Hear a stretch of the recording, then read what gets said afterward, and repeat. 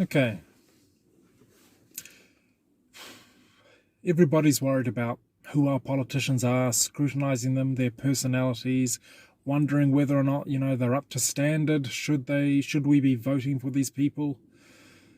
Um, I think that the personality of our politicians, what they think, what they personally believe, their credentials, all that sort of thing, could not be more profoundly irrelevant. Think about this. Politics, especially in New Zealand under MMP, is obviously an intensely competitive game. Now, look at competitive sports. Who wins? Whoever is prepared to do whatever it takes to win. And you can't go slack on that, because if you go slack on that, you'll lose. Your competition will take over. And that's what we see, especially in an MMP context in New Zealand. We see ruthless competition. So what does that mean? It means the Green Party, Labour, New Zealand First, National, and to a lesser degree even ACT, the little minnow party, are effectively part of the establishment. If you want to join any of those parties, first and foremost, before anything, you must be religiously dedicated to representing the party interests. Whatever your personal opinions are, whatever your personal credentials are, it's irrelevant. It's totally irrelevant. The moment they get a sniff that you're going to hijack that party that you've gone into, say it's National, in the name of your own idealism, okay, they'll kick you out. They'll remove you. They can't afford to have you there.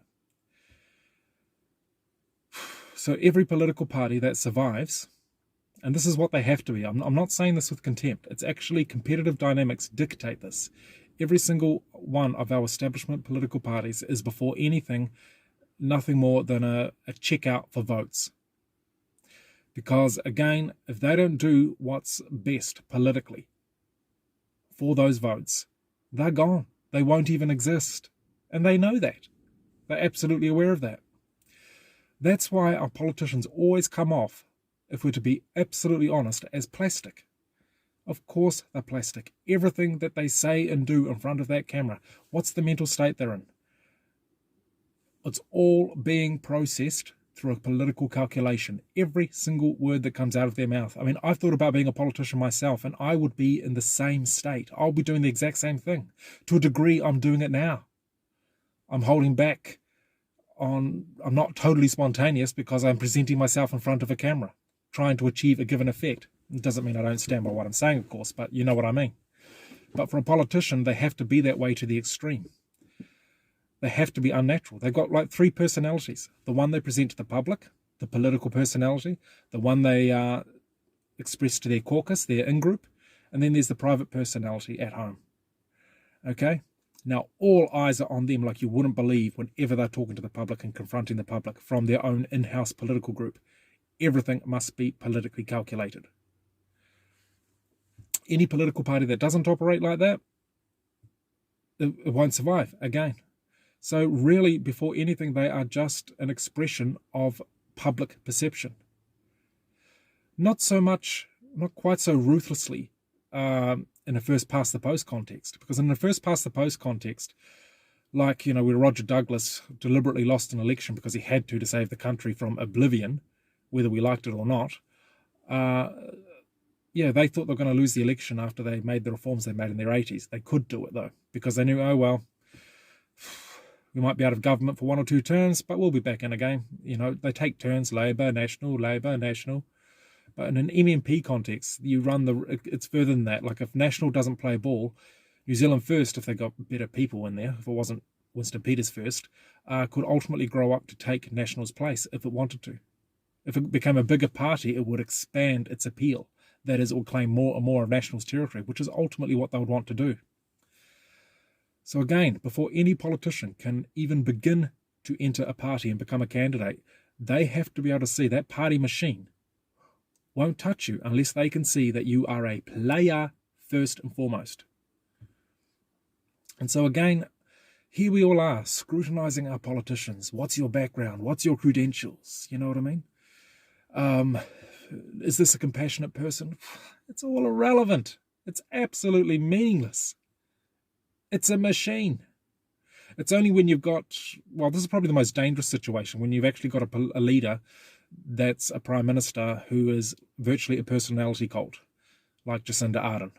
I mean, I'm not going to diss Jacinda Ardern at all, but she has incredible power because she's so popular that she can push her own party around and act like a dictator, and the party will go, yes, ma'am, because she's got so much political capital, which is toxic as hell. It's a really bad situation. I mean, for God's sake, don't ever fall in love with a politician, no matter who they are, like you fall in love with actors or Lady Diana, okay? That is really, really dumb. Every single one of them is your bitch, and that's how you see them and how you should always see them. And everybody should be a swing voter as well, because if you're not a swing voter, you're a taken for granted voter. I mean, the only voters, the only voter market that politicians, and this is competitive forces dictating this once again, the only voters politicians care about are the ones that are not in the bag, the swing voters. If you're a devout Labour person, you're a fool, because you will be taken for granted whether you realise it or not. You have to be taken for granted because you're not part of the competition. They're competing for the swing voters. Never fall in love with a politician. All of them, you see them as your bitches, which is technically what they're supposed to be and what they are. Anyway, that's getting off a bit, but yeah. So how do we get around this problem? How do we get around the problem of politics being so incredibly sterile and no new interesting or effective policies being entertained? Because that's what it means when it's a pure voter competition. It means, what it really means is that the media is power. The people who have the ability to gradually change public opinion in certain areas, that is where real political power is. Our politicians are almost not even worth looking at. It's an idiot show for idiots, basically. And I'm one of those idiots too. I can't resist looking at it, so don't be offended. But yeah, it's a waste of time. Real political power is definitely in the media, in the educational institutes, all those sort of things. Universities, that's where political power is. Google, who can control even what you will or will not come to know about, due to its effective censoring capability, and YouTube, that's political power. Our politicians are basically just human dildos, and because they have to be human dildos, we force them to be.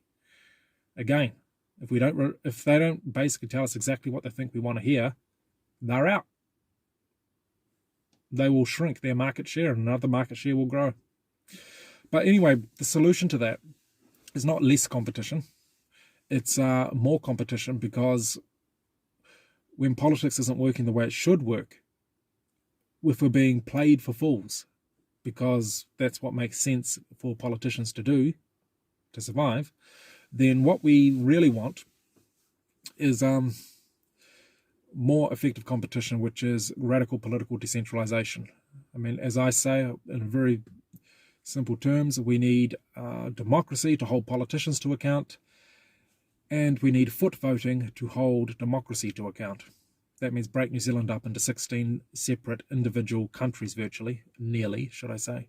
Separate states with electronic borders, so real independent states, so they can control who does and does not live there, and unify it under a very, very small federal head. Okay, then when politics fails, it fails big time. People leave quickly. And so what does that mean? It means it doesn't fail. It gets real fast, and everybody learns from each other quickly. I mean, that's the beauty of competition, really, is that it maintains standards. It doesn't create winners and losers, only very temporarily. Really, for the long term, it maintains standards and lifts the standard that everybody gets to live under. Yeah, so that's my spiel. So forget Jacinda Ardern, forget Todd Muller. They're all personas. They're all actors on a stage. Again, no discredit to them. They have to be. They're in that mode. Real political power is, they have nothing to do with it. Thank you.